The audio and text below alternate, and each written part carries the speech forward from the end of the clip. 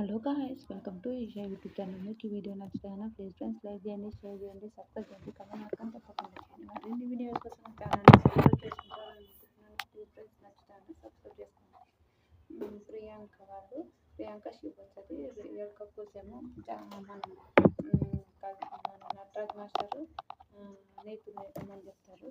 Fake అయితే మన కళ్యాణ్ కళ్యాణ్ వసంతి అని చెప్తారు. నాకు ఫేక్ అని చెప్పారు.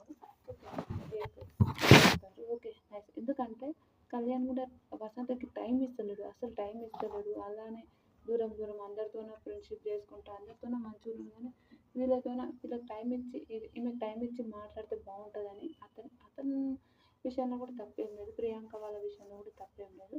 ఓకే వాళ్ళకి కనిపించింది చెప్పారు.